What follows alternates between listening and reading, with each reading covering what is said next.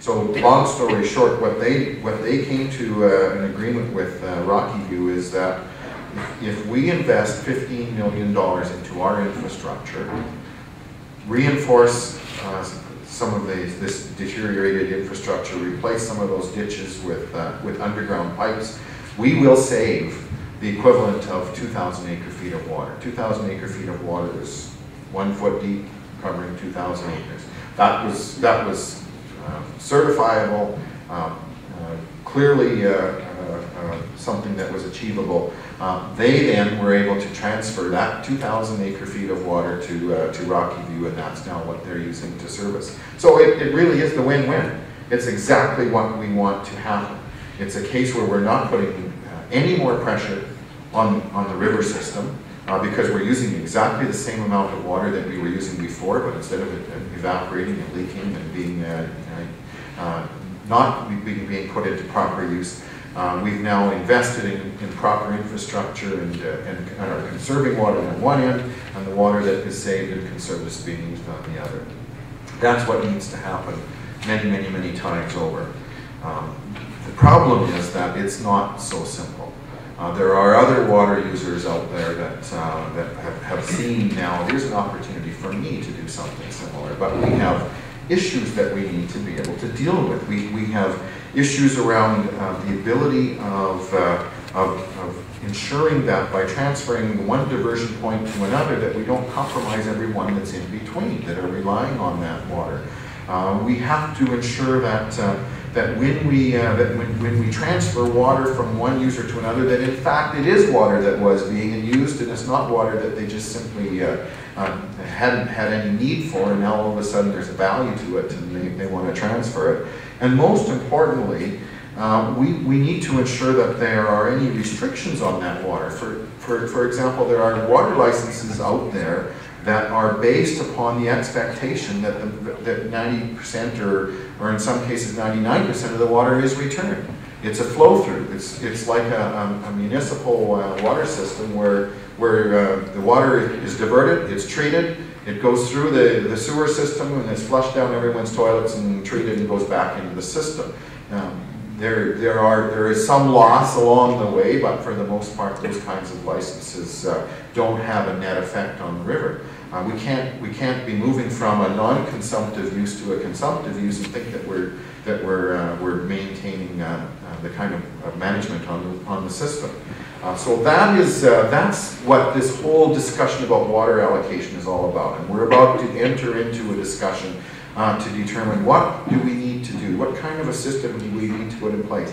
And there's a great discussion for a business-oriented group to discuss how can we use, perhaps some have suggested some kind of a financial market to do this, and if we do, what kind of controls do we have to put? Do we want just a freewheeling free market? I don't think so. In fact, I will guarantee you that cannot be the solution, because of the need to take into account the environmental needs, to ensure that these transactions, when they take place, don't impair our ability to protect the environment and don't impair our ability to protect the rights of other users that are on the system.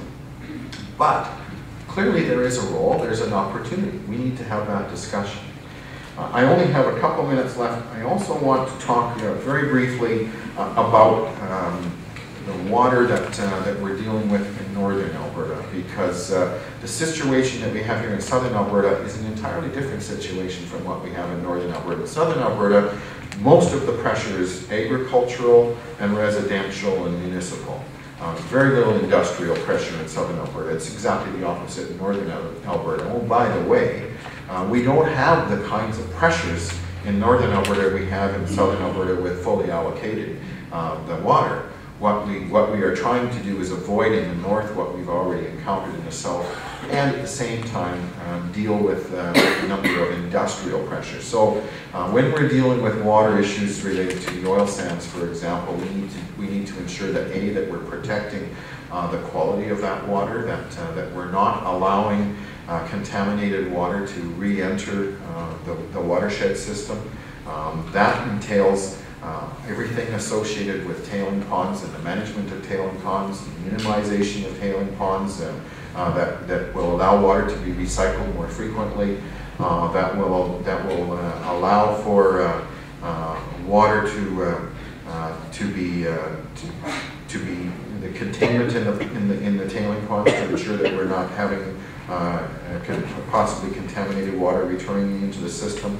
But most importantly, we're also starting to have a look at what do we need to do to protect that aquatic ecosystem in the north, just like we need to do in the south. And so we've got some in-depth research ongoing right now on in-stream flow needs, because there is a industrial demand on that water that is pretty much constant year-round. Those operations are operating, and during high flow, the amount of water that they use is insignificant.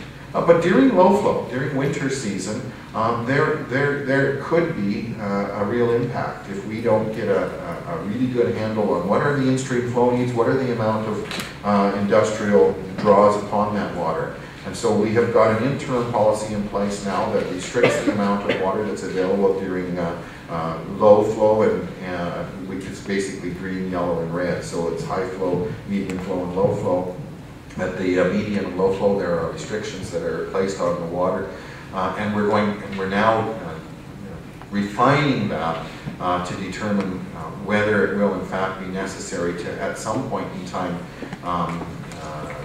restrict the industrial withdrawals to the point where we may even have to, at times of extreme low flow, rely on off-stream storage of one kind or another to maintain the industrial base. That will require a lot more work on understanding the science, understanding the hydrology in the region, but it's something that we're committed to doing. I told you I had a whole lot of things that I wanted to talk about this morning. I only got to touch on a few of them. I hope that we can maybe deal with the rest of the Q&A. So thank you very much for a great attentive audience.